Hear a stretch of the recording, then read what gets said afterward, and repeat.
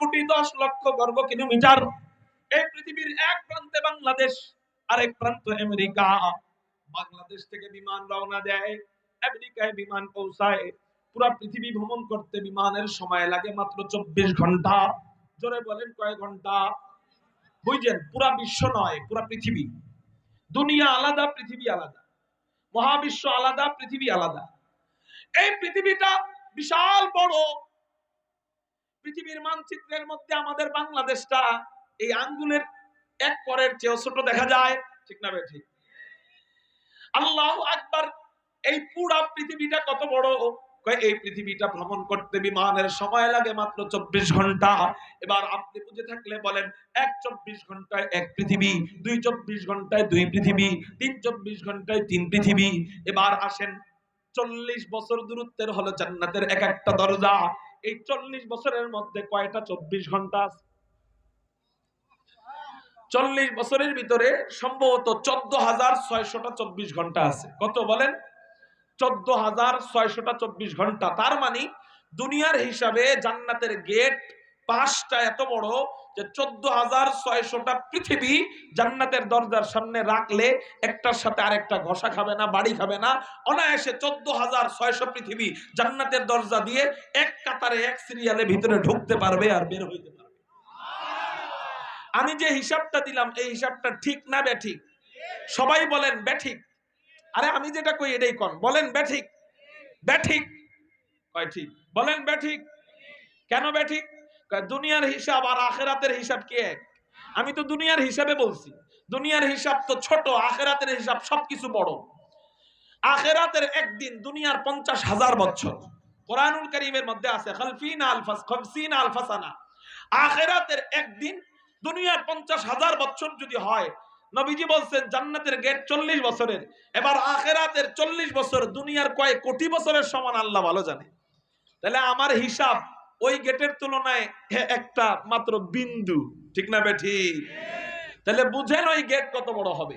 আশ্চর্যের ব্যাপার হলো, নবীজি এক হাদিসের মধ্যে বলেন যে জান্নাতীরা জান্নাতে ঢোকার সময় এত বড় বড় দরজা, যেই দরজা দিয়ে হাজার হাজার লক্ষ লক্ষ পৃথিবী ভিতরে ঢুকবে আর বের হবে, এই দরজা দিয়েও নাকি এত পরিমাণ জান্নাতি আল্লাহ ভিতরে ঢুকাইবেন যে ওই দরজার সামনে জাম লেগে যাবে, ভিড় লেগে যাবে। আল্লাহ রহমান নামের উসিলায়, আল্লাহ রহিম নামের উসিলায় কত কোটি বান্দা বান্দীকে maaf কইরা আল্লাহ পাক রব্বুল আলামিন ওই দরজার সামনে, ওই দরজা দিয়ে ঢুকাইলে ওই দরজার সামনে যা আমার ভিড় লাগা যায়। এবার আসেন, আমরা জানতে পারলাম জান্নাতের দরজা কয়টা। আমরা জানতে পারলাম জান্নাতের দরজা কত বড় বড়। আমরা এটাও জানতে পারলাম জান্নাতের দরজার নাম কি কি। এখন আমরা জানবো জান্নাতের দরজা দিয়ে কারা কারা প্রবেশ করবে, কোন দরজা দিয়ে কারা প্রবেশ করবে। বলে 8 গুণে গুণান্বিত মুমিনকে আল্লাহ 8 দরজা দিয়ে জান্নাতে প্রবেশ করাবেন। 8 গুণে গুণান্বিত বান্দার জন্য 8টা আলাদা আলাদা দরজা। যেমন 1 নাম্বার দরজার নাম বাবুস সালাহ। বুখারী শরীফ কিতাবুস সাওমের ভিতরে এই দরজার নাম পাওয়া যায় বাবুস সালাহ। এই দরজা দিয়ে কারা জান্নাতে প্রবেশ করবে? হুজুর আকরাম সাল্লাল্লাহু আলাইহি ওয়াসাল্লাম জানায় দেয়, যে সমস্ত বান্দারা, যে সমস্ত বান্দীরা নামাজকে বড় মহব্বত করবে, নামাজকে বড় ভালোবাসবে, আল্লাহ পাক রব্বুল আলামিন ওই বান্দা বান্দীদের জন্য 1 নাম্বার যে দরজাটা রাখা দিবেন, ওই দরজার নাম বাবুস সালাহ। যারা নামাজ পড়বে, সন্তানদেরকে নামাজের তালিম দিবে, বিবিদেরকে নামাজের তালিম দিবে, ঘরকে নামাজের পরিবেশ করবে, এলাকাবাসী কেমনে নামাজি হয় ওটা নিয়ে ফিকির করবে, আল্লাহ পাক রব্বুল আলামিন তাদেরকে বাবুস সালাহ নামক দরজা দিয়ে জান্নাতে প্রবেশ করাবে। মুহতারাম হাজিরিন, অথচ আমাদের আমলের ক্ষেত্রে সবচেয়ে বড় গাফলতি আমরা নামাজের প্রতি, ঠিক না বেঠিক? হুজুর ওয়াজ করেন সারা রাত ওয়াজ শুনবো, অসুবিধা নাই, কিন্তু ফজরের নামাজ পড়তে রাজি নয়, ঠিক না বেঠিক? হযরত আমার বছরে যাকাত আসে, যাকাত আমি দেই। হযরত রমজানে 30টা রোজা আলহামদুলিল্লাহ রাখি, কিন্তু নামাজ পড়নি, কয় না হুজুর ফজরের সময় পড়তে পারি না, হযরত ইশারের নামাজ পড়তে পারি না, হযরত জোহরের নামাজ পড়তে পারি না। অথচ ইসলামের ভিতরে নামাজ এমন গুরুত্বপূর্ণ একটা ইবাদত। ইসলামে যত আমল আছে, যত ইবাদত আছে, এই সমস্ত ইবাদতের মূল ভিত্তি, ইসলামের মূল ভিত্তি কয়টা জানেন তো আপনারা? জোরে বলেন কয়টা? পাঁচটা। বুনিয়াল ইসলামু আলা খামস, বুখারী শরীফের হাদিস, বুনিয়াল ইসলামু আলা খামস।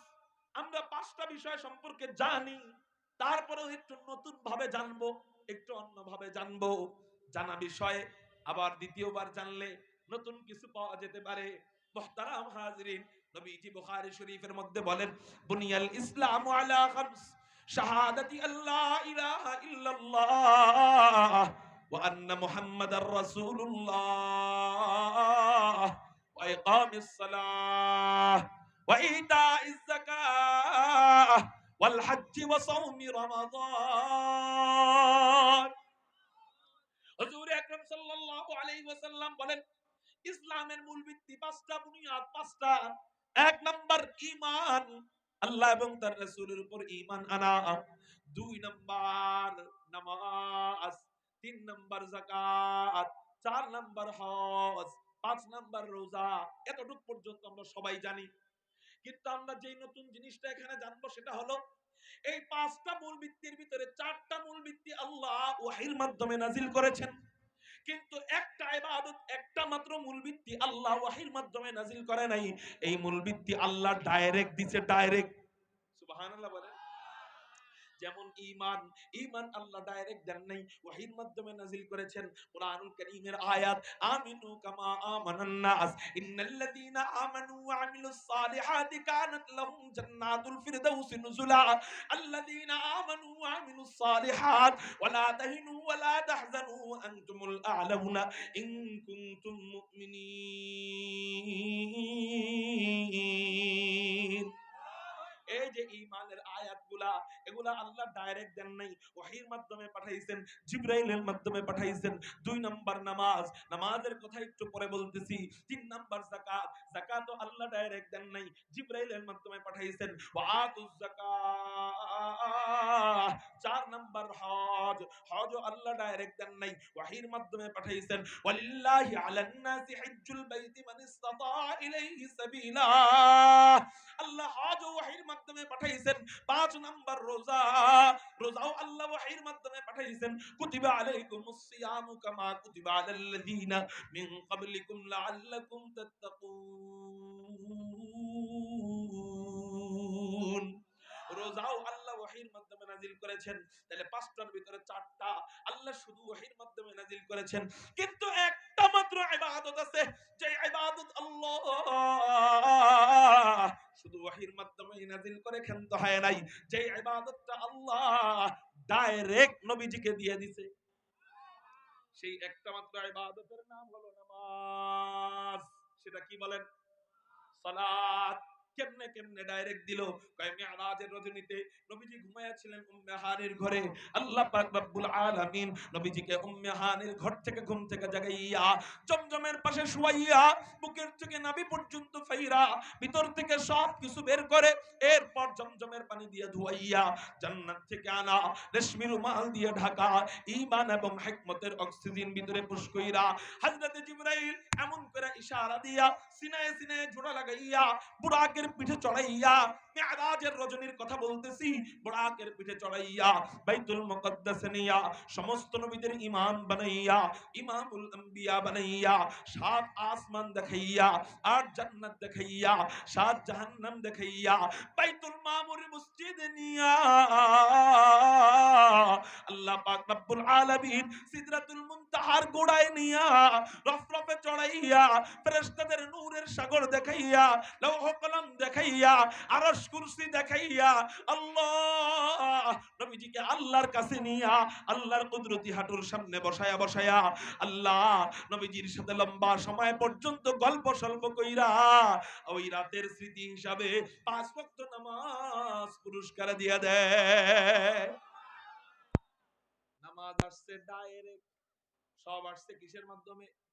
নামাজ আসছে কি ডাইরেক্ট আসছে, আবার ওহীর মাধ্যমে আসছে। আল্লাহ প্রথমে দিয়েছিলেন 50 ওয়াক্ত, জোরে বলেন কয় ওয়াক্ত?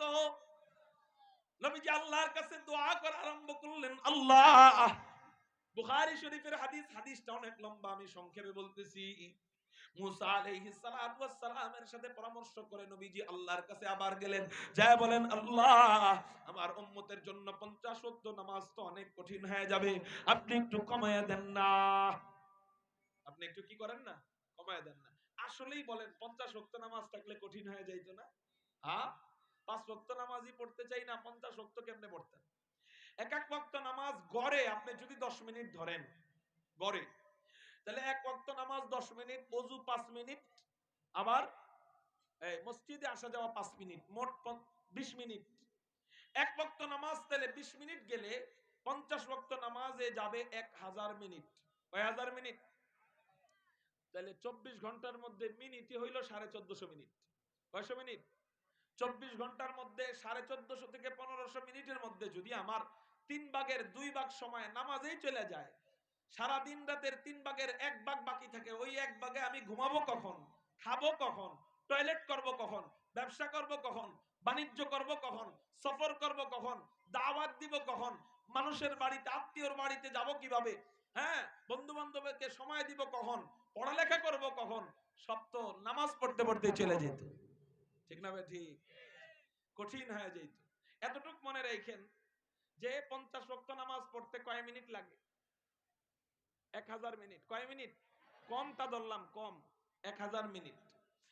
মুহতারাম হাজিরিন, নবীজি আল্লাহকে বললেন, আল্লাহ, আমার উম্মতের জন্য আপনি একটু নামাজটা কমায়া দেন না। আল্লাহ পাক রব্বুল আলামিন 5 ওয়াক্ত কমায়া দিলেন। নবীজি আবারো দোয়া করলেন, আল্লাহ আবারো 5 ওয়াক্ত কমায়া দিলেন। এখানে একটা প্রশ্ন জাগতে পারে, কেন আল্লাহর কি তার উম্মতের জন্য, আল্লাহ কি তার বান্দার জন্য দয়া নাই? আল্লাহ কি রহমান নয়? আল্লাহ কি রহিম নয়? তার বান্দার প্রতি আল্লাহর কি এই ফিকির নাই যে আমার বান্দারা 50 ওয়াক্ত পারবে না? এই ফিকির কি আল্লাহর নাই? নবীজি দোয়া করলো, এরপর আল্লাহ কমায়। কারণ কি? দোয়া করার আগে আল্লাহ পাক এমনি এমনি কমায় দিতে পারলো না? প্রশ্ন জাগতে পারে। এই প্রশ্নের অনেক উত্তর। এক নাম্বার উত্তর, একটা উত্তর আমি দেই, সেটা হলো, আল্লাহ কোনো ভালো কিছু দিতে গেলে আল্লাহ চান যে তার বান্দারা এই ভালো কিছুটা পাওয়ার আগে, এই ভালো কিছুর জন্য দোয়া করুক আগে, এরপরে আল্লাহ পাক দান করেন। আল্লাহকে আমাদেরকে চাইলে পারতেন না আব্বাজান আদমের সাথে ওই সময় জান্নাতে রেখে দিতে? দুনিয়াতে পাঠানোর কোনো প্রয়োজন ছিল? কিন্তু আল্লাহর এটা ভালো লাগে যে তার বান্দা তার কাছে জান্নাত চাইবে, এরপর জান্নাত দিবে। আবার ওই সময় থেকেই যদি জান্নাতে থাকতাম, তাহলে জান্নাতের নিয়ামতের মজা আমরা বুঝতাম না। এজন্য দুঃখের জায়গা, পরীক্ষার জায়গা জমিনে আল্লাহ পাঠাইছে, এজন্য জান্নাতের মজা আমরা এখন বুঝবো। না, শুরুর থেকেই যদি জান্নাতে থাকতাম, তাহলে মনে করতাম সবকিছু মনে হয় এমনই। ঠিক না ভাই? ঠিক। সবকিছু মনে হয় এমনই, পুরো দুনিয়াটা মনে হয় এরকমই। এই জন্য আল্লাহ আমাদেরকে এই জায়গায় পাঠাইছে, আমরা জান্নাত চাইবো, এরপর আল্লাহ দিবেন। তা আল্লাহ আমাদের মাকসাদ, আল্লাহর মাকসাদ হলো জান্নাত দেওয়া, কিন্তু আল্লাহ পাঠাইছেন, বান্দা এই দামি জিনিসটা একটু চাইলে আমি খুশি হই। দোয়া কর, উদউনি আস্তাজিব লাকুম। আমার মালিক কেমন মালিক? সব মালিকের কাছে চাইলে বেজার হয়, সব মালিকের কাছে চাইলে বেজার হয়, কিন্তু আমার মালিক কেমন রহমান, আমার মালিক কেমন রহিম, বলে আল্লাহর কাছে চাইলে কোনো বেজার হয় না। বরং আল্লাহ এমন সিস্টেম করে দেয়, কয় বান্দা তুই চাইলে আমি আল্লাহ খুশি হয়ে হয়ে দিব। তো আল্লাহ চাইছে এই মেরাজের রজনীতে নবীজি যেন আল্লাহর কাছে কমানোর দোয়া করে, বলে দোয়া করলে আল্লাহ কমাবে। না, তা না হইলে 50 থেকে ডাইরেক্ট পাস করতে পারতো, 50 থেকে ডাইরেক্ট পাস করে না, 50 থেকে 45। এরপর নবীজি আবারও দোয়া করে, আল্লাহ, এটাও আমার উম্মতের জন্য কষ্ট হয়ে যাবে, আল্লাহ আর একটু কমায় দেন না। আল্লাহ বলেন যাও 40-এ করে দিলাম। নবীজি বলেন আল্লাহ আরো কমান, আরো কমানো হলো, 35-এ আসলো, 30-এ আসলো, 25-এ আসলো, 20-এ আসলো, এই করতে করতে সর্বশেষ 5 ওয়াক্ত নামাজে যখন আইসা যায়, নবীজি এবার 5 ওয়াক্ত নামাজ নিয়ে যখন রওনা দিয়ে দিবে, আল্লাহ পাক নবীজির চেহারা মোবারকের উপর তাকায়া বুঝতে পারলেন যে 5 ওয়াক্ত নামাজ করার পর আমার রাসূলকে যতটা খুশি আমি দেখতে চাইছি, এখন কেন যেন ততটা খুশি দেখতেছি না। আল্লাহ রাসূলকে জিজ্ঞাসা করলেন, রাসূল এতটা খুশি তোমাকে দেখতেছি না, তুমি যেমনে দোয়া করলা আমি আল্লাহ তোমার দোয়া অমনেই কবুল করলাম। কমাইতে বললা, যেমনে কমাইতে বললা অমনে কমাইলাম, যা যা দোয়া করলা তাই তাই কবুল করলাম। আজকের রজনী ইশকের রজনী, মুহাব্বতের রজনী, এই রজনীতে কোনো কিছুই অপূর্ণ রাখা হয় নাই। ওয়ালা সাউফা ইউতিকা রাব্বুকা ফাতারদা, এত পরিমাণ আমি আল্লাহ তোমাকে দিচ্ছি যে তুমি খুশি হয়ে যাইবা। কিন্তু রাসূল তোমার চেহারাটা একটু বেজার দেখা যায় কেন? 5 ওয়াক্তে কমায় নিয়ে আসলাম, তোমার চেহারার মধ্যে হাসি থাকার কথা ছিল, কিন্তু তোমার চেহারাটা বেজার কেন?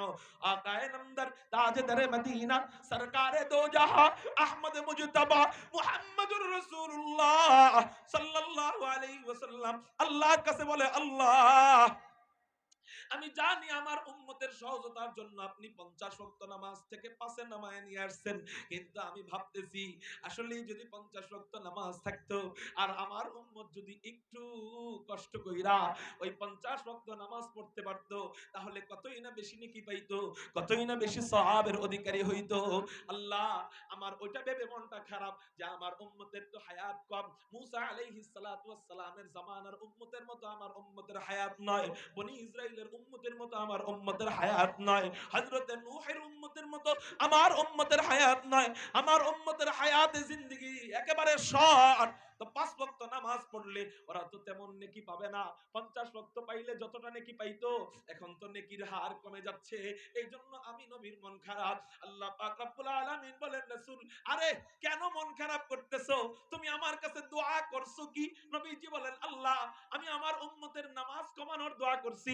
আল্লাহ কয়, হ্যাঁ নামাজ কমানোর দোয়া তুমি করছো, এই জন্য আমি আল্লাহ নামাজ কমায় দিলাম, কিন্তু একবারও তো বেতন কমানোর দোয়া করো নাই, একবারও তো পারিশ্রমিক কমানোর দোয়া করো নাই। যাও রাসূল যাও, তুমি তোমার উম্মতের কাছে যাও, হাসি মুখে ফিরে যাও, তোমার উম্মতের কাছে যায়া তুমি বুক টান করে ঘোষণা দিয়া দাও, ও আমার উম্মতেরা তোরা কষ্ট করে মাত্র 5 ওয়াক্ত নামাজ পড়বি, এই 5 ওয়াক্ত নামাজের বিনিময়ে আল্লাহ এতটাই বেশি খুশি হবেন। তোদের 50 ওয়াক্ত নামাজ পড়তে কষ্ট হইতো, কিন্তু আল্লাহর 50 ওয়াক্ত নামাজের নেকি দিতে কোনো কষ্ট হবে না। অতএব 5 ওয়াক্ত নামাজ পড়বি, আল্লাহ পাক রব্বুল আলামিন এই 5 ওয়াক্তের বিনিময়ে প্রতিদিন গুনে গুনে 50 ওয়াক্ত ফরজ সালাতের সওয়াব দিয়ে দিবে। লা দিদ্দা ওয়ালা নিদ্দা ওয়ালা হাদ্দা লিমাওলা, লা দিদ্দা ওয়ালা নিদ্দা ওয়ালা হাদ্দা লিমাওলা, লা কুফুয়া ওয়ালা বিলদা ওয়ালা আম্মা ওয়া ক্বালা, লা কুফুয়া ওয়ালা বিলদা ওয়ালা আম্মা ওয়া ক্বালা। কয় রাসূল তোমার উম্মতের কাজ করতে কষ্ট হবে, এজন্য কাজ কমায়া দিলাম, কিন্তু মজুরি দিতে তো আমি আল্লাহর কোনো কষ্ট হবে না, অতএব মজুরি কমাবো কেন? তুমি তো মজুরি কমানোর দোয়াও করো নাই। যাও যাও যাও, তোমার উম্মত 5 ওয়াক্ত নামাজ পড়বে, 50 ওয়াক্তের সওয়াব, তার মানে 5 ওয়াক্ত নামাজ পড়তে 1 থেকে 1.5 ঘন্টা সময় লাগে, আমি সওয়াব পেয়ে যাব 1000 মিনিটের। 50 ওয়াক্ত নামাজ পড়তে কয় মিনিট লাগে? 1000 মিনিট। আমি যদি ঠিক মতো 5 ওয়াক্ত নামাজ পড়ি, আমি সওয়াব পেয়ে যাব 1000 মিনিটের। বাকি থাকে কয় মিনিট? 24 ঘন্টা হইতে বাকি থাকে কয় মিনিট? 450 থেকে 500 মিনিট ধরেন, ধরেন 500 মিনিট বাকি থাকে। আচ্ছা আপনারা কি রাত্রে বেলা 500 মিনিট ঘুমান না? 500 মিনিটে আনুমানিক মানে একেবারে অ্যাকুরেট না হিসাবটা, যেহেতু ক্যালকুলেটর নিয়ে বসি নাই, 500 মিনিটে 7.5 থেকে 8 ঘন্টা সময় হয়। কয় ঘন্টা বলেন? 7.5 থেকে 8 ঘন্টা। প্রতিদিন আমাদের 7.5 ঘন্টা 8 ঘন্টা ঘুমানো লাগে না? আল্লাহু আকবার। আল্লাহ পাক রব্বুল আলামিন নবীজি হাদিসের মধ্যে জানায় দেয়, ও বান্দা 5 ওয়াক্ত নামাজ পড়বি, 50 ওয়াক্ত নামাজের সওয়াব, তার মানে প্রতিদিনের 3 ভাগের 2 ভাগ নামাজের সওয়াব পাইলি, আরেক ভাগ বাকি আছে। মনে কর এই এক ভাগ তুই ঘুমাইলি, রাত্রে বেলা 8 ঘন্টা ঘুমাইলি, কিন্তু এই এক ভাগটাকেও তাহাজ্জুদের সওয়াব বানায় দেই। কেমনে কেমনে কেমনে? কয় এক কাজ কর না, ঘুমানোর আগে ইশারের নামাজটা একটু কষ্ট করে জামাতের সাথে পড়। সহিহ হাদিসের মধ্যে, বুখারী শরীফের হাদিসের মধ্যে নবীজি জানায় দেয়, আল্লাহ পাক রব্বুল আলামিন ইশারের নামাজ কোন বান্দা জামাতের সাথে পড়ার কারণে আল্লাহ অর্ধেক রাত জায়গায় ইবাদত করার সওয়াব দিয়ে দেয়। আবার ফজরের নামাজ কোন বান্দা জামাতের সাথে পড়ার কারণে আল্লাহ বাকি অর্ধেক রাত জায়গায় ইবাদতের সওয়াব দিয়ে দেয়। এখন হয়ে গেল বাকি 8 ঘন্টা ঘুমটা ঘুম হিসাবে আল্লাহ ধরলো না, ধরলো তাহাজ্জুদ হিসাবে। তাহলে আমার সারা দিনটা আমি মাত্র 5 ওয়াক্ত নামাজ জামাতের সাথে পড়ে কেমনে সাজাইলাম? আমি সারা দিনে ঘুমাইলাম ঠিক, টয়লেট করলাম ঠিক, ব্যবসা করলাম ঠিক, সফর করলাম ঠিক, এরপর আত্মীয়দের বাসায় দাওয়াতে গেলাম এটাও ঠিক, সব দুনিয়াবি কাজ ঠিক, খানা খাওয়াও ঠিক, কিন্তু 5 ওয়াক্ত নামাজ আল্লাহর মসজিদে হাজিরা দিলে হয়ে গেল 5 ওয়াক্তের বিনিময়ে 50 ওয়াক্ত, মানে দিনের 3 ভাগের 2 ভাগ আবার জামাতের সাথে পড়ার কারণে বাকি 1 ভাগও রাত জেগে ইবাদতের সওয়াব। তার মানে এইরকম করে আমি আর প্রতিদিনটাকে যদি আমি সাজাই, তো আমি যদি 100 বছরও হায়াত পাই, আল্লাহ পাক 100 বছরই আমাকে এরকম নামাজের সওয়াব দিয়ে দিবে। আল্লাহ কোরআনুল কারীমের এক আয়াতে বলছেন, ওমা খালাকতুল জিন্না ওয়াল ইনসা ইল্লা লিয়াবুদুন, আমি জিন এবং মানুষদেরকে বানাইলাম শুধুমাত্র আমার ইবাদতের জন্য। এখন আমরা বাহ্যিকভাবে যদি দেখি, আমরা চাইলেই কিন্তু আমাদের জিন্দেগিকে শুধুমাত্র ইবাদত করতে পারতেছি না। কেন? কারণ শুধুমাত্র ইবাদত কেমনে করব? এটা তো সম্ভব না।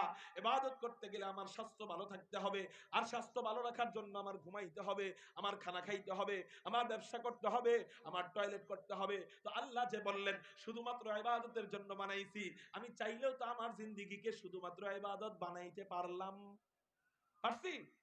কিন্তু নবীজির এই অফার থেকে বোঝা যায়, কোন ব্যক্তি 5 ওয়াক্ত নামাজ পড়লে আল্লাহ পুরা জিন্দেগীর দুনিয়াবি কাজের কাফফারা হিসাবে এই নামাজের মাধ্যমে শুধুমাত্র ইবাদতের সওয়াব দিয়ে পুরা জিন্দেগী ভরপুর করে দিবে। এজন্য ভাই, আজকে লাইলাতুল বারাআহ, ভাগ্য নির্ধারণের একটি রাত। হাদিসের মধ্যে বলা হয়েছে আমাদের তাকদীর তো আগেই নির্ধারণ হয়ে গিয়েছে। 50,000 বছর আগে, আমাদের জন্মের 50,000 বছর আগে আল্লাহ আমাদের তাকদীর নির্ধারণ করে দিয়েছেন। কিন্তু সেই তাকদীরের ব্যাপারগুলা আল্লাহ জানে।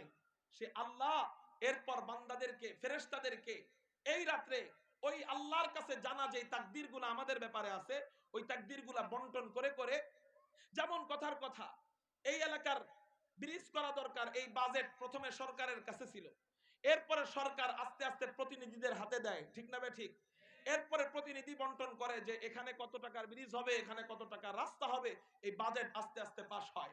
মুহতারাম হাজিরিন, আমাদের তাকদীরের বাজেটটা আল্লাহ আগেই পাস করে রাখছে, কিন্তু ওইটা এই রজনীতে আল্লাহ পাক ফেরেশতাদের হাতে বন্টন করে। এবং হাদিসের থেকে বোঝা যায় এটা লাইলাতুল কদর, যে কদরের রাত্র সামনে রমজানের শেষে আসতেছে, ওই রাত্রে ফেরেশতারা এই তাকদীর অনুযায়ী কার্যক্রম শুরু করে। নির্ধারণ প্রথমে করছে কে? বন্টন করে কোন রাত্রে? শবে বরাতের রাতে, শবে বরাতে। আর এটা ফেরেশতারা কার্যক্রম শুরু করে দেয় কোন রাতে? তাকদীরের লাইলাতুল কদর, শবে কদরের যে রাত, এই রাতে। মুহতারাম হাজিরিন, তো আমি যদি আমার ভাগ্যটাকে সুন্দর করতে চাই, আজকে রাতে আল্লাহর কাছে কেঁদে কেঁদে দোয়া করব, আল্লাহ তুমি তৌফিক দেন এ আল্লাহ। আল্লাহ নামাজ তো এত সহজ নয়, আমি চাইলেই পড়তে পারবো না মালিক, আল্লাহ তুমি আমাকে তৌফিক দাও। আজকে শুধু এই দোয়াটাই বেশি করব, পারবো ইনশাআল্লাহ? এই দোয়াটা খুব বেশি করব যে আল্লাহ আমাকে নামাজের তৌফিক দাও। কারণ একজন মুসলমানের পরিচয় হলো সে নামাজি। নামাজ পড়ে না তো নবীজি বলেন কাফের আর তার মাঝে দেখতে কোনো বেশ কম নেই। মুহতারাম হাজিরিন, এই জন্য আমরা নামাজের যত্নবান হব। আজকে থেকে আরেকটা আমল করব, সেটা হলো, দেখেন, নতুন একটা তথ্য দিয়ে যাই। জানি না আপনারা এই জিনিসটা নিয়ে আগে ফিকির করছেন কিনা, কিন্তু আমরা যদি ফিকির না করি আগামী প্রজন্ম মসজিদ শূন্য হয়ে যাবে। সেটা হলো, আগের তুলনায় বর্তমানে ওয়াজ মাহফিল কমছে না বাড়ছে? কিন্তু সেই তুলনায় মসজিদে মুসল্লি বাড়ছে না কমছে? কমছে। মসজিদে ওয়াজ নসিহত তো কম হয় না, মাহফিলে ওয়াজ নসিহত কম হয় না, দাওয়াত ও তাবলীগের মেহনত কম হয় না, খানকার মেহনত কম হয় না, কিন্তু মসজিদে মুসল্লি কম কেন? এখানে দোষীটা কে?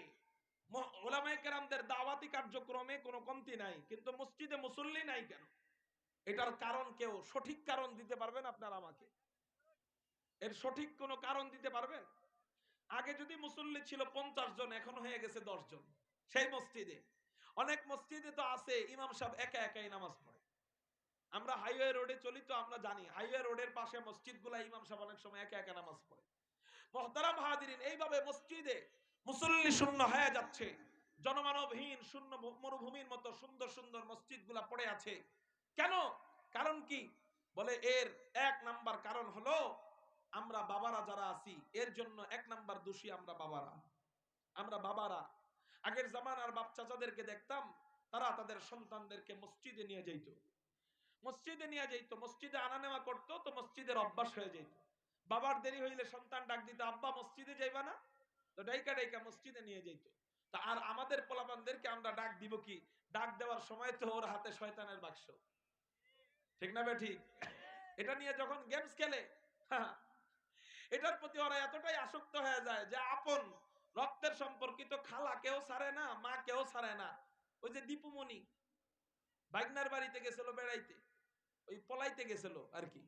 তো পলাইতে যখন গেছিল তো বাইগনা খালি গেমস খেলে, যেহেতু শিক্ষামন্ত্রী তার সব জায়গায় গেলে একটু শিক্ষা নিয়ে চিল্লানো দরকার। তো ওই জায়গায় যায় বাইগনা গেমস খেলে, বাইগনারে কইতেছে, এই বাইগনা গেমস খেলো কেন, একটু পড়তে বসো। তো বাইগনা মনে মনে কয়, আসছো আমাকে বাড়িতে পলাইতে, আর এখানে আইসা তুমি শিক্ষামন্ত্রীগিরি করো, তোমার শিক্ষামন্ত্রীগিরি আমি ছুটাইতেছি।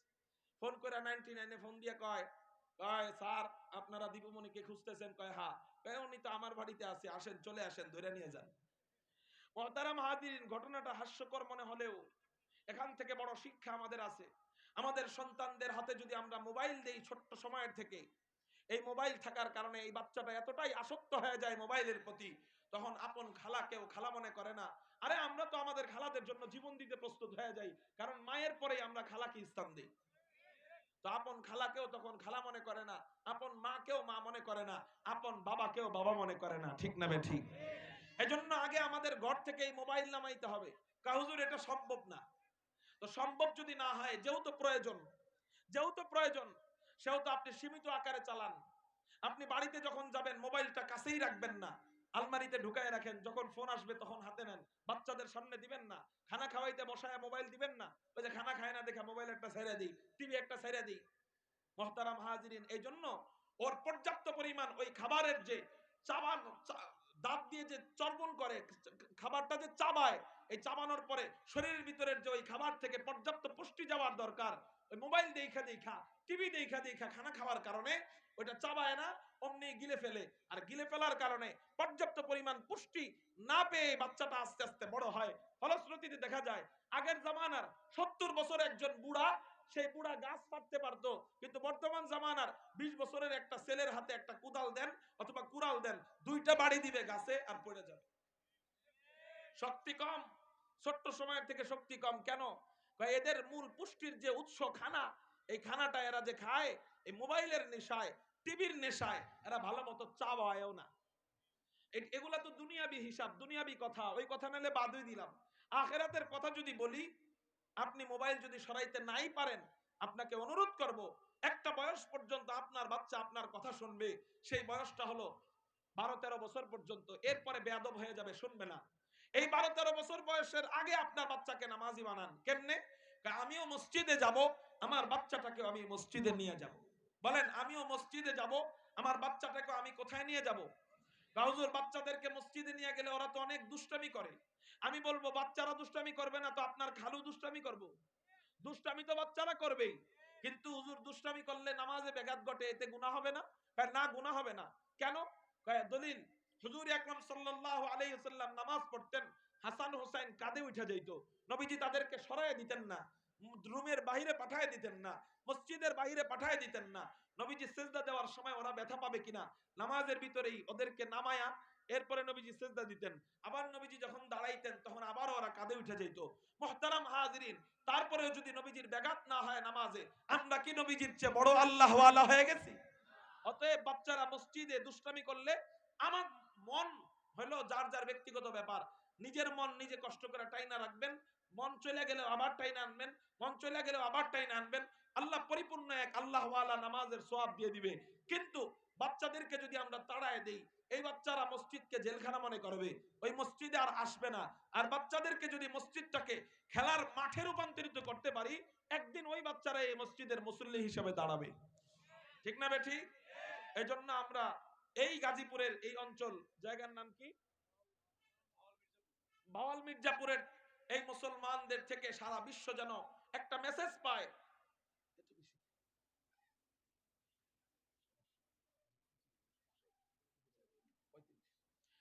মুহতারাম হাজিরিন, আমরা সারা বিশ্বকে একটা মেসেজ দিয়ে দিব যে আমাদের এই এলাকায় মুসল্লি যদি হয় 10 জন, আমরা বাচ্চা নিব 10 জন। আমাদের সাথে কয়জন বাচ্চা নিয়ে যাব? 10 জন নিয়ে যাব। আমাদের প্রত্যেকের বাড়িতেই ভাগনা আছে, ভাতিজা আছে, ছেলে আছে, নাতি আছে, আছে না নাই? নিয়ে যেতে পারবো কারা কারা? আল্লাহু আকবার বলে হাত উঠান। রাজি আছেন ইনশাআল্লাহ? হাত নামান। এই বয়সে যদি না নেন, আর জীবনে বড় হওয়ার পরেও নামাজি ওরে বানাইতে পারবেন না। আল্লাহ হেদায়েত দিলে আলাদা কথা, কিন্তু নামাজের অভ্যাস হইতে ওর নিজেরও ওর জন্য কঠিন হয়ে যাবে। কারণ সারা পাখি খাঁচায় থাকতে চায় না। ছোট পাখি খাঁচায় রাখবেন, ও বড় হবে ওই খাঁচাকে বাড়ি মনে করবে। এজন্য বাচ্চাকে মসজিদকে বাড়ির মতো করে আপনি বানায় ফেলেন। ছোট্ট সময় থেকে ওদেরকে নিয়ে যান। আল্লাহ আমাদেরকে বুঝা তৌফিক দান করুক, বলি আমিন। মুহতারাম হাজিরিন, বলতেছিলাম এই যদি হয়, আল্লাহ পাক রব্বুল আলামিন আপনার আমার জন্য যেই দরজা রাইখা দিবেন ওই দরজার নাম বাবুস সালাহ। আল্লাহ পাক রব্বুল আলামিন আমাদেরকে জান্নাতের মধ্যে একটা দরজা দিবেন, ওই দরজা দিয়ে আল্লাহ নামাজীদেরকে জান্নাতে প্রবেশ করাবেন। একটু চিৎকার দিয়া বলেন না সুবহানাল্লাহ। জান্নাতের 2 নাম্বার দরজার নাম বাবুল জিহাদ। এই দরজা দিয়ে কারা জান্নাতে প্রবেশ করবে? বলে যারা জিহাদ করবে, আল্লাহর জন্য যারা জিহাদ করবে, ইসলামের জন্য যারা জিহাদ করবে, দেশকে হেফাজত করবার জন্য যারা জিহাদ করবে, সন্ত্রাসের বিরুদ্ধে যারা জিহাদ করবে, চাঁদাবাজির বিরুদ্ধে যারা জিহাদ করবে, আল্লাহ পাক রব্বুল আলামিন তাদের জন্য জান্নাতে সুবিশাল একটা দরজা রাইখা দিয়েছেন। ওই দরজার নামও বাবুল জিহাদ। এই দরজা দিয়ে আল্লাহ আমাদেরকে জান্নাতে প্রবেশ করাবেন। একটু চিৎকার দিয়া বলেন না সুবহানাল্লাহ। মজার কথা আপনাদেরকে শুনাই। আপনি বলতে পারেন হযরত জিহাদের সুযোগ তো আমাদের নাই, আমরা চাইলেই তো আর জিহাদ করতে পারতেছি না, আমরা চাইলেই তো আর নবীর জন্য রক্ত দিতে পারতেছি না, আমরা চাইলেই তো আর আল্লাহর জন্য যুদ্ধ করতে পারতেছি না। কারণ জিহাদের সুযোগ লাগে, জিহাদের এলাকা লাগে, জিহাদের শর্ত শারায়াত লাগে। এই শর্ত শারায়াত যেহেতু নাই, তো হযরত আমরা চাইলেই তো আমরা জিহাদ করতে পারতেছি না। তো আল্লাহ আমাদের জন্য জান্নাতে কি বাবুল জিহাদ নামক দরজাটা রাখেন নাই? এই আমার দিকে, আমরা চাইলেই কি করতে পারতেছি না? বলেন না, জিহাদ করতে পারতেছি। তা আল্লাহ আমাদের জন্য কি বাবুল জিহাদ রাখবেন না? নবীজি রিয়াদুস সালিহিনের 4 নম্বর হাদিসের মধ্যে জানায় দেয়, কোন ব্যক্তি যদি জিহাদ করতে না পারে, কোন ব্যক্তি যদি কোনো ভালো কাজ করতে না পারে, কিন্তু ভালো কাজের নিয়ত করছে, সহিহ নিয়ত করার কারণে আল্লাহ তাকে সাথে সাথে ওই ভালো কাজের সওয়াব দিয়ে দিবে। কোন ব্যক্তি নিয়ত করলো আল্লাহ আমার সম্পত্তি দিলে আমি হজে যাব, কিন্তু তাকে আল্লাহ সম্পত্তি দিল না, ওই ব্যক্তি হজে যাইতে পারলো না, ওই অবস্থায় মারা গেল, আল্লাহ তাকে একটা হজের সওয়াব দিবে। যতবার সে নিয়ত করবে ততবার হজের সওয়াব দিবে। যতবার সে উমরার নিয়ত করবে, উমরা করতে না পারলেও উমরার সওয়াব দিবে। ঠিক এরকম করে কোন বান্দা নিয়ত করলো আল্লাহর দ্বীনকে হেফাজত করবার জন্য, রাসূলের ইজ্জতকে হেফাজত করবার জন্য, কোরআনকে জিন্দা রাখবার জন্য, যদি উলামায়ে কেরাম আমাদেরকে রক্ত দিতে ডাক দেয়, তাজা রক্ত দিতে প্রস্তুত হয়ে যাব। এই নিয়ত যদি কোনো বান্দা মনে প্রাণে করে, সহিভাবে করে, আল্লাহ পাক রব্বুল আলামিন তাকে একটা জিহাদের সওয়াব দিয়ে দিবে। আশা করা যায় আল্লাহ আমাদেরকে বাবুল জিহাদ নামক দরজা দিয়ে জান্নাতে প্রবেশ করাবেন। গেল 2 নম্বর দরজা। 3 নম্বর জান্নাতের দরজা বাবুর রায়্যান। এই দরজা দিয়ে কারা জান্নাতে প্রবেশ করবে? বলে যেই সমস্ত বান্দারা রমজানে নামাজ, রমজানে রোজা রাখবে, আল্লাহ তাদেরকে এই দরজা দিয়ে জান্নাতে প্রবেশ করাবেন। 4 নম্বর দরজার নাম বাবুস শাফাআহ। নবীজির সুপারিশের বরকতে যারা জান্নাতে যাবে, আল্লাহ তাদেরকে ওই দরজা দিয়ে জান্নাতে প্রবেশ করাবে। 5 নম্বর দরজার নাম বাবুস সাদাকাহ।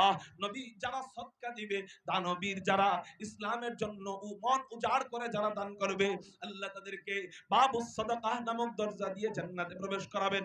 6 নম্বর দরজার নাম বাবুল কাযিমিনাল গায়যা ওয়াল আফিনা আনিন নাস। রাগের সময় রাগকে কন্ট্রোল করবে, অপরাধীর সময় অপরাধীকে ক্ষমা করে দিবে। আল্লাহ তাদেরকে 6 নম্বর দরজা দিয়ে জান্নাতে প্রবেশ করাবে। 8 নম্বর 7 নম্বর দরজার নাম বাবুর রাদি। আল্লাহ যাদের উপর খুশি, যারা আল্লাহর উপর খুশি, তাদেরকে আল্লাহ এই 7 নম্বর দরজা দিয়ে জান্নাতে প্রবেশ করাবেন। 8 নম্বর দরজার নাম বাবুত তাওবা। যারা তওবার উপর যাদের মরণ হবে আল্লাহ পাক রব্বুল আলামিন এই 8 নাম্বার দরজা দিয়ে জান্নাতে প্রবেশ করাবেন।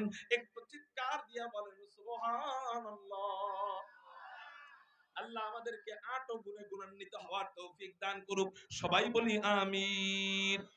এবার আসেন হযরত, আমরা 1 নাম্বার জানলাম জান্নাতের দরজার নাম কি, 2 নাম্বার জানলাম জান্নাতের দরজা কত বড় বড়, 3 নাম্বার জানলাম জান্নাতের দরজা কয়টা, 4 নাম্বার আমরা এটাও জানলাম জান্নাতের কোন দরজা দিয়ে কারা প্রবেশ করবে। এখন আমরা মজার একটা কথা জানবো, সেটা কি হযরত এমন কোন বান্দা বান্দি আছে কিনা যার জন্য আল্লাহ জান্নাতের 8টা দরজাই খুলে দিবে? সুবহানাল্লাহ। এতক্ষণ জানছি কয়টা কয়টা দরজা খুলবে, এক এক বান্দার জন্য এক একটা। এখন শুনবো কয়টা দরজা খোলা, একজনের জন্য 8টা। এরকম বান্দা দুই প্রকার, দুইটা হাদিসের উপর আমল করনে ওয়ালা বান্দা, আমল করনে ওয়ালি বান্দি। দুই হাদিসের উপর, কয় হাদিসের উপর? তাদের জন্য জান্নাতের 8টা দরজা খোলা থাকবে ইনশাআল্লাহ। এই হাদিসটা যদি বলি, এই হাদিসের উপর আপনারা আমল করবেন নি? অনেক সহজ আমল। 1 নাম্বার হাদিস, এটা শুধু পুরুষদের জন্য।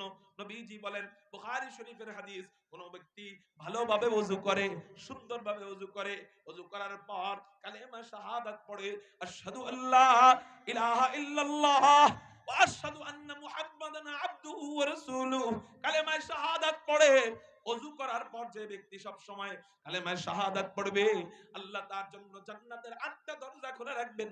সেই যেই দরজা দিয়ে মনে চায় সেই দরজা দিয়ে জান্নাতে প্রবেশ করবে। একটু চিৎকার দিয়া বলেন না সুবহানাল্লাহ। এটা হলো পুরুষদের জন্য। ইনশাআল্লাহ এই ছোট্ট আমলটা সবাই করব নি? আমলটা বড় না ছোট? সওয়াব কম না বেশি? কত বেশি? কয় 8টা দরজা খোলা রাখবে, 8টা। 40 বছরের সমান এক একটা দরজা, এরকম 8টা খোলা রাখবে। এই আমলটা পুরুষদের জন্য। এবার আসেন আরেকটা আমল, তিরমিজির হাদিস, এটা শুধু মহিলাদের জন্য। মহিলাদের জন্য জান্নাতে যাওয়া একেবারে সহজ। ঘরে থাকবে, এই 4টা গুণ অর্জন করবে, বাস তার জন্য জান্নাতের 8টা দরজা খোলা। 1 নাম্বার গুণ, قال رسول الله صلى الله عليه وسلم اذا صلت المرأة خمسها, 5 ওয়াক্ত নামাজ পড়বে। জোরে বলেন কয় ওয়াক্ত নামাজ পড়বে? মা বোনরা কয় ওয়াক্ত নামাজ পড়বে? আমার সাথে মুখস্থ করবেন। 2 নাম্বার, ওয়াসামাত শাহরাহা, রমজানের রোজা রাখবে। বলেন 2 নাম্বার কি করবে? 3 নাম্বার, ওয়া হাফিজাত ফারাজাহা, লজ্জা স্থানকে হেফাজত করবে। জোরে বলেন 3 নাম্বার কি? লজ্জা স্থানকে হেফাজত করবে। 4 নাম্বার, ওয়া আতাআত যাওজাহা, স্বামীর অনুগত থাকবে। স্বামীর মুখে মুখে কথা বলবে না, স্বামীর সাথে বেয়াদবি করবে না। স্বামী একটা ধমক দিয়ে বসলেও পাল্টা ধমক তাকে দিবে না। স্বামীর গীবত বন্ধু বান্ধবের কাছে, বান্ধবীদের কাছে করবে না। স্বামীর বদনাম বাপের বাড়ি যায় করবে না। অর্থাৎ এক কথায় স্বামী যেমনে বলে অমনে চলবে। এই 4টা গুণ।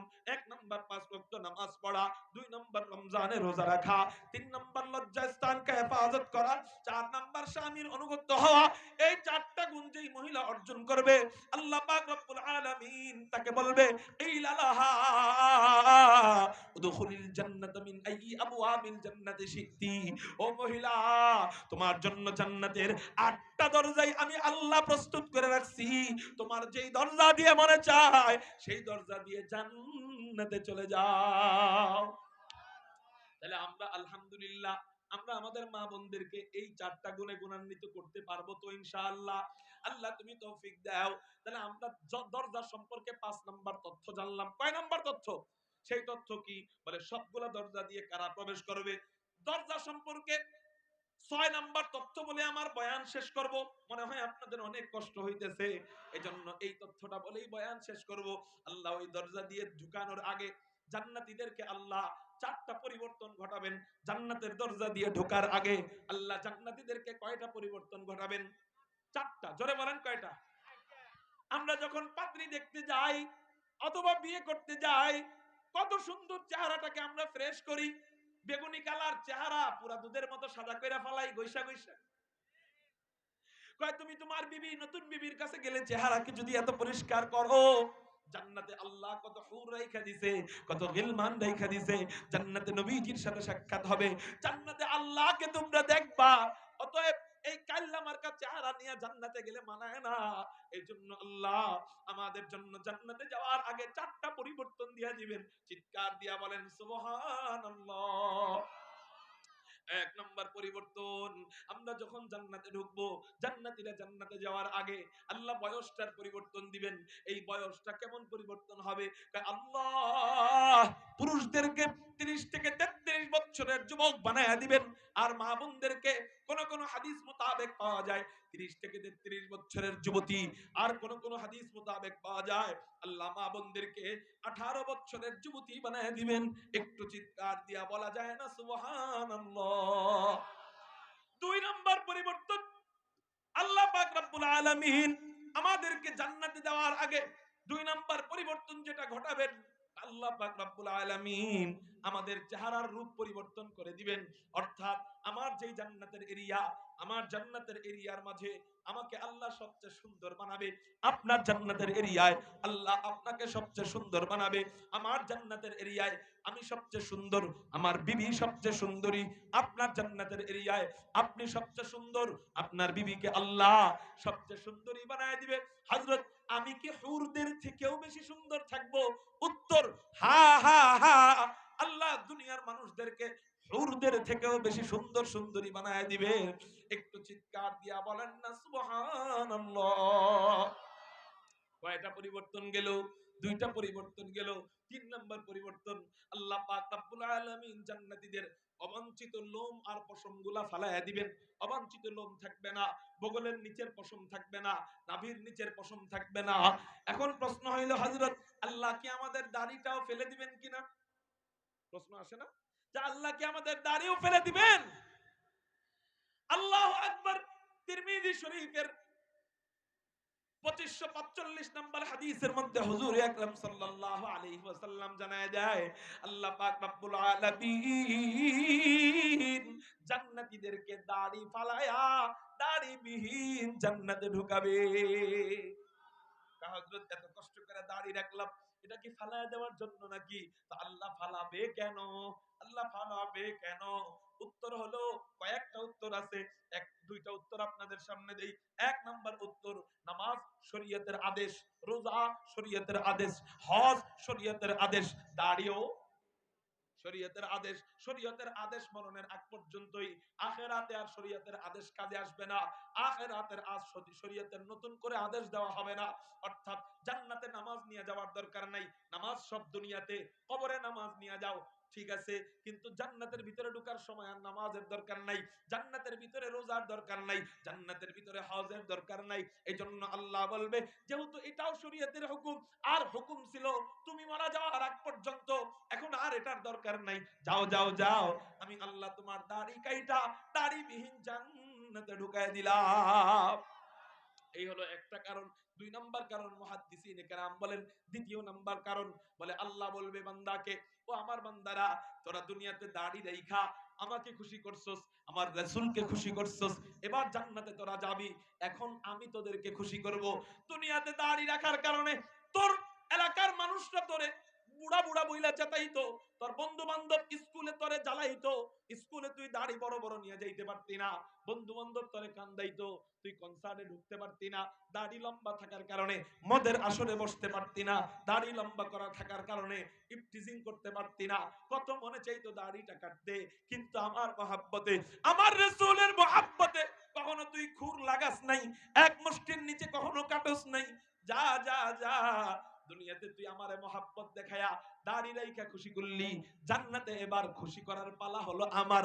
আমি আল্লাহ তোর উপর খুশি হয়া দাড়িবিহীন বানায় দিলাম, এবার দাড়িবিহীন আমি আল্লাহ তোদেরকে জান্নাত দিয়া খুশি করে দিলাম। মুহতারাম হাজিরিন, দাড়িওয়ালার দাড়ি কাটবে, রাগ করবেন না, বুঝানোর জন্য বলতেছি, দাড়িওয়ালার দাড়ি কাটবে, আর দাড়ি যার নাই তার যে কি কি কাটবো, এটা জাহান্নামে ফেরেশতাকে জিজ্ঞামু, ভাই আমাকে কোন হান্দা কাটবেন? ঠিক না ঠিক? আমাকে কোন কোন জায়গায় কাটবেন এটা জিজ্ঞেন। কি ভাই, তাহলে দাড়ি রাখার দরকার আছে না নাই? হ্যাঁ, আজকে কিছু নতুন যুবক ওয়াদা দিতে পারে না যে হযরত নবীজির জন্য যেখানে আমরা জীবন দিয়ে দিতে পারি, সেখানে নবীজির জন্য একটা অঙ্গ আমরা দিয়ে দিব আজকে ইনশাআল্লাহ। আর জীবনে দাড়ি কাটবো না। রাজি আছি কারা কারা? আল্লাহু আকবার বল। একটু দাঁড়ায় যাই, দাঁড়ায় যাই, যারা ওয়াদা দিব দাঁড়ায় যাই। নারায়ে তাকবীর। ও আল্লাহ, তাকায় দেখো, হাজার হাজার জনতা ওয়াদা দিছে আর জীবনে দাড়ি ফেলবে না, দাড়ি কাটবে না। আল্লাহ, তুমি এই বান্দাদেরকে নবীজির সাথে জান্নাতে ঢুকায়ও। সবাই বলি আমিন। আলহামদুলিল্লাহ বলতে বলতে বসেন, আলহামদুলিল্লাহ বলতে বলতে বসেন। সবাই বলেন আলহামদুলিল্লাহ। কারণ এই 10 সেকেন্ড আগে ছিলেন আপনি একরকম, এখন হয়ে গেলেন আরেক রকম। কেন জানেন? খেয়াল করে, দাড়ি রাখা এটা ওয়াজিব কিনা? জোরে বলেন, ওয়াজিব কিনা? দাড়ি রাখাটা শরীয়ী দৃষ্টিতে ওয়াজিব। মুহতারাম হাজিরিন, এই দাড়ি যদি কেউ কাটে কবিরা গুনাহ হয়, ছোট গুনাহ না, বড় গুনাহ। কি গুনাহ? তা আপনি যতদিন কাইটা রাখছেন, আপনি গুনাহ না করলেও ফেরেশতারা গুনাহ লিখতেছিল। বাম কাঁধে ফেরেশতা কি করতেছিল? কারণ দাড়ি না কাটার, দাড়ি না রাখার গুনাহটা চলমান, এটা চলতে থাকে। কিন্তু আপনি এই মাত্র ওয়াদা দিলেন দাড়ি রাখবেন, এখন থেকে দাড়ি একটু একটু বড় হওয়া শুরু হয়েছে না? এখন থেকেই ফেরেশতারা আপনার ডান কাঁধের আমল নামায় দাড়ি রাখার সওয়াব যে লেখা শুরু করছে, মরণ পর্যন্ত এই সওয়াব লিখতেই থাকবে। তার মানে কোন বান্দা চুপ করে বসে থাকলেও তার দাড়ি আছে, তার সওয়াব ফেরেশতারা লিখতে থাকবে, কারণ এটা তো ইবাদত। ঠিক না বে ঠিক? এজন্য আর জীবনে ফেলবো না তো। হুজুর দাড়ি রাখলে একটু খারাপ দেখা যায়, এজন্য কাটি। ভাই, দাড়ি রাখলে খারাপ দেখায় যদি যাইতোই, আল্লাহ তার রাসূলকে দাড়ি ছাড়া বানাইতো। দাড়ি রাখলে খারাপ দেখা যায় না, এটা শয়তানের ধোঁকা। কার ধোঁকা? একটা নতুন চারা গাছ, ফুল গাছ মাত্র আপনি লাগাইছেন, প্রথমে কি সুন্দর দেখা যাবে? চারা এখনো ফুল হয় নাই তো সুন্দর দেখা যাবে? এই চারা যত্ন করতে হবে, চারা বড় হবে, পানি দিবেন, সার দিবেন, ফুল হবে, এরপর ভালো লাগবে। আপনি হওয়ার আগেই মনে করেন খারাপ দেখা যায়, কেটে ফেলান। আমাদের মতো একটু বড় রাখেন না। আমাদের চেহারা কালো হওয়ার কারণে হয়তো খারাপ দেখা যায়। আরো 2 দিন ধরে এমন সফর পড়তেছে যে 2 দিনে 4 ঘন্টা ঘুমাইতে পারছি কিনা সন্দেহ। 2 দিনে 4 ঘন্টা ঘুমাইতে পারিনি। তো এই জন্য হয়তো চেহারাটা মাশাআল্লাহ দিলে শুটকির মতো হয়ে গেছে, শুকায় গেছি। কিন্তু দাড়ির কারণে আমগো খারাপ দেখা যায়। আপনাকেও দেখা যাবে না। আপনি একটু বড় করেন, আপনি একটু রাখেন, ইনশাআল্লাহ ফল পাবেন। এই দাড়ির কারণে আল্লাহ অনেক গুনাহ থেকে আপনাকে বাঁচায়া দিবে। এই দাড়ি যে রাখবে, তার এই বড় বড় দাড়ি নিয়ে সে মেয়েদের পিছনে ঘুরতে পারবে না। আল্লাহ এমন একটা লজ্জা পয়দা করে দিবে, সে চাইলেই যে কোনো গুনার আসরে যাইতে পারবে না। আল্লাহ আমাদেরকে নববী সুন্নতে সাজবার তৌফিক দান করুক। সবাই বলি আমিন। তাহলে বলেন কয় নাম্বার পরিবর্তন হলো? 3 নাম্বার। 4 নাম্বার পরিবর্তন বলবো না আগামী বছর? তাহলে খুব মনোযোগ। 4 নাম্বার পরিবর্তন আল্লাহ পাক রব্বুল আলামিন করে দিবেন। 4 নাম্বার পরিবর্তন আল্লাহ পাক রব্বুল আলামিন আমাদেরকে বুখারী শরীফের হাদিস, আব্বা জান আদমের সমান 60 হাত লম্বা বানায় দিবেন। একটু চিৎকার দিয়া বলেন না সুবহানাল্লাহ। জোরে বলেন কয় হাত লম্বা? 60 হাত লম্বা বানায় দিবেন। আল্লাহু আকবার। হযরত এত লম্বা আল্লাহ বানাবে কেন? বলে এত লম্বা বানানোর অনেক কারণ আছে। এর মধ্যে একটা কারণ হলো আল্লাহ জান্নাতের যে নিয়ামতগুলো রাখবে, জান্নাতের যে খাবারগুলো রাখবে, এই টেঙ্কু মার্কা 3.5 হাত শরীর নিয়া জান্নাতের ভিতরে গেলে জান্নাতের এত বড় বড় খাবার হাতায় এই লাগুর পাবো না। এজন্য আল্লাহ আমাদেরকে লম্বা বানায় দিবেন আব্বা জান আদমের সমান 60 হাত। তাই হযরত জান্নাতের খাবার কতই বা বড়। চলেন আপনাদেরকে একটা হাদিস বলে আমার বয়ান শেষ করব। নাসাই শরীফের 1493 নম্বর হাদিসের মধ্যে হুজুর আকরাম সাল্লাল্লাহু আলাইহি ওয়াসাল্লাম বলেন, নাসাই শরীফের 1493 নম্বর হাদিস, নবীজি সূর্য গ্রহণের নামাজ পড়তেছিলেন, হঠাৎ করে সাহাবায়ে কেরাম দেখলেন নামাজের ভিতরে হাতের বাঁধনটা ছেইড়া একটু সামনে আগায় গেলেন, কি যেন ধরতে গেলেন কিন্তু ধরতে পারলেন না, আবারও পিছনে চলে আসলেন, আবারও হাত বাঁধলেন, নামাজ শেষ করলেন। সাহাবায়ে কেরাম জিজ্ঞাসা করলেন, ইয়া রাসূলুল্লাহ, ইয়া হাবিবাল্লাহ, নামাজের মধ্যে আপনি এটা কি করলেন? নবীজি বলেন, ও সাহাবীরা, নামাজের মধ্যে এটা কি করলাম জানোনি? আজকে নামাজের ভিতরে আল্লাহ এক আশ্চর্য কাণ্ড কারবার আমার সাথে নামাজের ভিতরে ঘটাইয়া দিছে। ভাই কি আশ্চর্য কাণ্ড কারবার! বলে আমি যখন নামাজ পড়াইতেছিলাম তখন আমি দেখতে পাইলাম নামাজের ভিতরে হযরতে জিবরাইল পুরা জান্নাতটা কোলে নিয়া আমার নামাজের সামনে আইনা রাইখা দিছে। বানানো কাহিনী না, বানানো কথা নয়, নাসাই শরীফের হাদিস। পুরা জান্নাত নবীজির পায়ের সামনে। নবীজি বলেন আমি নামাজে দাঁড়াইয়া দাঁড়াইয়া জান্নাতের নাজ নেয়ামত গুলা দেখতেছিলাম, এর মধ্যে আমি দেখতে পাইলাম জান্নাতি ফলগুলো আমার সামনে আনা হয়, জান্নাতি আপেল আমার সামনে আনা হয়, জান্নাতি কমলা লেবু আমার সামনে আনা হয়, জান্নাতি আনার আমার সামনে আনা হয়। এর মধ্যে একটা ফল জান্নাতি আঙ্গুর ফল, আঙ্গুর যখন আমার সামনে আনা হয়, জান্নাতের অন্যান্য ফল দেখা নিজেকে অনেক কষ্ট করে নামাজের ভিতরে কন্ট্রোল করে রাখতেছিলাম, কিন্তু আঙ্গুর ফল এত সুন্দর করে সাজানো, এটা দেখে আমি আর নিজেকে কন্ট্রোল করতে পারলাম না। জান্নাতের একটা মাত্র আঙ্গুরের থোড়া আমি দেখছিলাম, ওই থোড়া হাত ধরার জন্য নামাজের ভিতরে আমার হাত অটোমেটিক সামনে চলে গিয়েছিল। সাহাবায়ে কেরাম বললেন, ইয়া রাসূলুল্লাহ, ইয়া হাবিবাল্লাহ, আপনি জান্নাতের আঙ্গুরের থোড়া ধরার জন্য হাত বাড়াইছিলেন, তো ধরলেন না কেন? ধরলে আমরাও তো একটু খাইতে পারতাম, আমরাও তো একটু দেখতে পারতাম। নবীজি বলেন, ও সাহাবীরা, কি বলো না বলো, জান্নাতের একটা আঙ্গুরের থোড়া কত বড় কত বড় কত বড় কত বড়। আমি যদি জান্নাতের মাত্র এক আঙ্গুরের থোড়া আনতে পারতাম, আমি থেকে নিয়ে কিয়ামত পর্যন্ত সমস্ত মানুষ, সমস্ত জাতি, সমস্ত গোষ্ঠী সকলে মিলে জান্নাতের মাত্র এক আঙ্গুরের থোড়া থেকে আঙ্গুর খাইতে থাকতো, কিয়ামত হয়ে যাইতো, তারপরেও জান্নাতের মাত্র একটা আঙ্গুরের থোড়াও শেষ হতো না।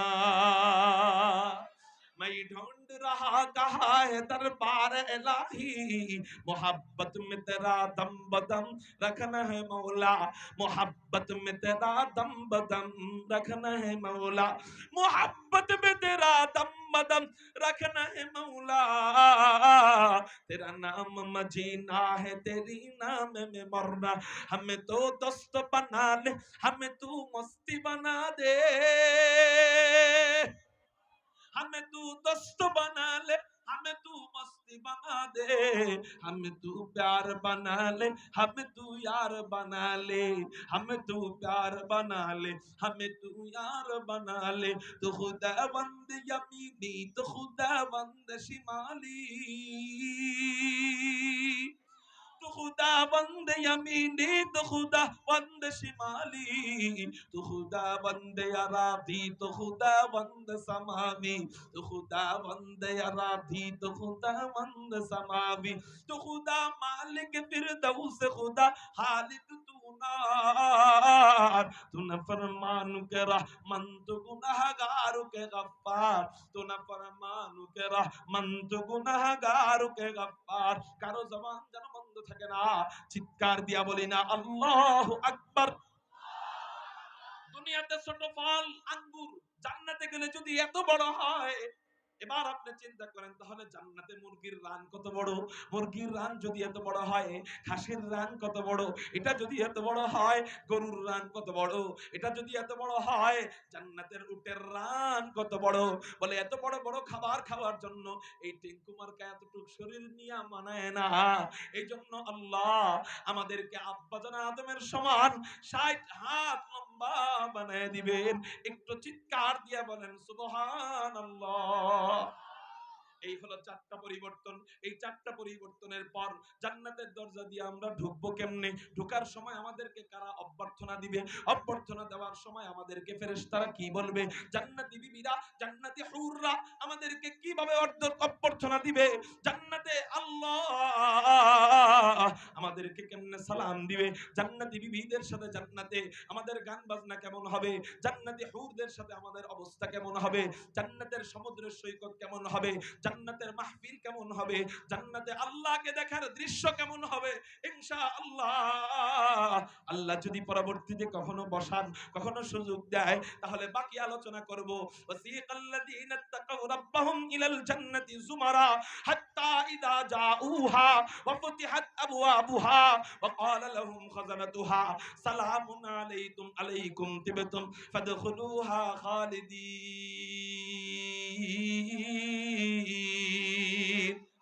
আল্লাহ আমাদেরকে তাকওয়া অবলম্বনের মাধ্যমে, নামাজের মাধ্যমে তাকওয়া অবলম্বন করার, নামাজের মাধ্যমে তাকওয়া অবলম্বন করার, রোজার মাধ্যমে তাকওয়া অবলম্বন করার, শবে বরাতের মাধ্যমে তাকওয়া অবলম্বন করার, শবে কদরের মাধ্যমে তাকওয়া অবলম্বন করার, সামনে রমজান আসতেছে, রমজানের মাধ্যমে তাকওয়া অবলম্বন করে ওই জান্নাতে যাওয়ার তৌফিক দান করুক। সবাই বলি আমিন। ওয়া আখির দাওয়ানা আলহামদুলিল্লাহ। আসসালামু আলাইকুম ওয়া রাহমাতুল্লাহি ওয়া বারাকাতুহু।